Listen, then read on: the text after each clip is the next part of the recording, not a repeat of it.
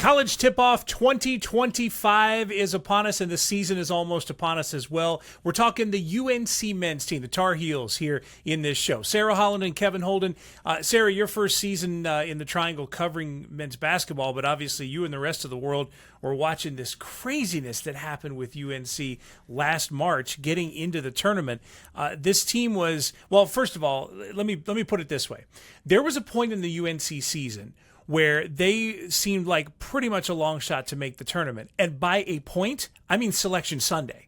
They looked like a long shot on Selection Sunday. They were the last team in the tournament. There was all this stuff about Bubba Cunningham being on the selection committee or whatever. That team got in, went to Dayton, won a game, and then went to Milwaukee. So what could have been a lost season turned out to be a pretty decent season, and that's a little bit of momentum for them this year. Exactly. And I mean, I think UNC is one of those teams, just from personally watching from afar the past couple of years, where it seems like when a lot of people are high on them preseason, they tend to maybe not meet those expectations, but when they, have people, maybe the media a little bit, that noise kind of shine on them, it seems like they can exceed those expectations. And so I think that's especially what we saw maybe last season as we got closer and closer to March Madness. Yeah, R.J. Davis, I think, spent about 13 seasons in Chapel Hill. At least that's how it felt. No R.J. Davis this year. And not a lot of senior leadership on this team. There are only a couple of seniors on this team. Elijah Davis is one. And the other is Seth Trimble, who we're going to look at here. And Trimble is another guy that's been around for a while, and I think at this point is essential for this team's success, not just as a player, but as a leader. He's really the headliner on this year's roster, and when you look at how many guys are returning, and I mean, really, it's 5, I think. Yeah. And when you have to have a guy like Seth Trimble, returning, and you think about how beneficial that is for a team that doesn't have a lot of that continuity carrying over, and you have a guy that's been established in the program. He said during ACC tip-off that he's been on the team when maybe they weren't as good as they should have been, and then when they were really good his sophomore year. So when you have someone that can come in and show these new guys, look, I've been here when things have been good, I've been here when things have been bad, and can carry over a lot of that experience and hand pass down knowledge, I think that's always beneficial. Seth Trimble spoke at ACC Tip-Off in Charlotte about what exactly this UNC team needs to prove, and they do have a few things to prove after just sneaking in as that last team in the field of 68 last year.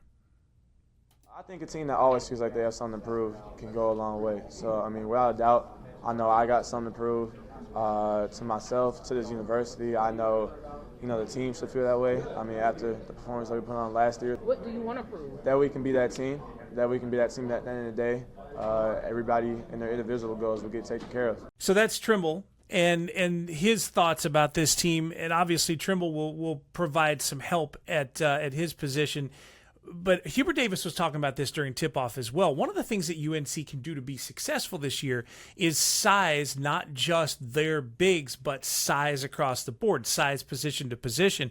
And those are big advantages when you're playing in the ACC. If you got a couple inches of height advantage at all 5 spots on the floor or 4 or 5 spots on the floor, it's pretty good. And that's something that they lacked last year, right? You get a guy like Henry Visar, and then Caleb Wilson as well. Seth Trimble's also, not the shortest guy out there. So it really helps just having any addition in terms of height that you can have, wingspan. And I think those little things about their game can maybe be fixed when you're looking at, being able to rebound in the paint. Things like as simple as that. When you got guys that are taller and a bigger wingspan, I think that's going to be able to contribute a little bit more to those small things that can lead them into success throughout the season. Visser is a 7-footer. Tallinn, Estonia is his home. And Real Madrid Youth Academy is what's listed as his school, which is kind of wild to me because, well, I mean, let's face it. You hear Real Madrid, you think soccer powerhouse. Yeah, definitely not basketball. But they do basketball too. Right. Yeah, and they produce these 7-footers, which is pretty crazy. So size being, if you want to talk about the one advantage, the major advantage that UNC has is size. So here's Hubert Davis and Henry Visar from ACC Tip-Off. That positional size. It allows us to do a number of things versatility-wise on both ends of the floor. I've always believed and always will believe that rebounding is the number one determining factor of outcome of a game on both ends of the floor. And from an offensive rebounding standpoint, that's an area that needed much improvement this year compared to last. Playing against bigger defenders, you maybe don't want to bang 4 dribbles if they're stronger than you, but if we can face up, they have to take their armbar off you, then you can drive into their hips and they can't really push you, and you can get always get your shot off. There is that 7-footer. There's some 6'10s on this roster. Like, size is definitely going to be one of the bigger advantages for this team. I want to dispel a little bit of a rumor or a myth that has to do with not just UNC, but college basketball in general. Because you get to this time of year, to October, early November, seasons are about to start, and everybody is under this impression that all these guys are just popping in for the first time, meeting their coaches, and then going on from there. And UNC talked about this a lot the last couple of weeks. This has been going on for a while. These guys have been practicing, working. When we saw the blue-white scrimmage after the game against Clemson, at least something memorable came off that Chapel Hill campus on that day. And here's some video from that blue-white scrimmage. At the very least, by the time they were playing in this blue-white scrimmage, they had spent months together. Yeah, and I think that's something that is newer in college sports, right? The fact that you do have all of this time that you get to spend preseason with these guys and being able to have organized team practices and whatnot. But I am curious after watching that, like, how is this team going to be able to have rhythm and continuity when you have so many new guys? I think we heard some of the players post-scrimmage talk a little bit about how it was maybe sloppier than what they wanted. Again, maybe you kind of expect that given just the fact that it's probably one of their, first, I'm sure they scrimmage alone in practice, but first time being in front of students and whatnot and more on a public, area stage. So I think that's going to be one of the things that we really key in on to the beginning of, the Tar Heel season is what does the continuity and rhythm look like actually on the court? Yeah, and it's weird to do because the advantage is you spend more time together. The disadvantage is with transfer portal, with everything else, you got just new groups of guys coming in. I think it's way more than it used to be, even for elite programs that used to lose guys to the draft and so on. I think it's a difficult thing to try to work through, but that extra time together is helpful. Hubert Davis talking about this team that already knows each other pretty well. 11 new guys plus returners like Seth, and we've been on the floor for 8 months. During the summer, individual workouts. Team practices, team getaways, functions. We spend a ton of time with each other on and off the court. I always tell the guys that in order to play for me, you have to know me and I have to know you, and the only way that we get to know each other is spend a lot of time together. And so I'm thankful that we've had that time. They've had the time. They've had the preparation. They've certainly got the guys to do it to be better than they have been in years past. Now, the next schedule, the next part of this, the part that puts it all together is the schedule, and specifically the non-conference, because in theory, everybody in conference plays roughly the same schedule. But UNC does not ease in to this season, and Kansas is coming to Chapel Hill on November 7th.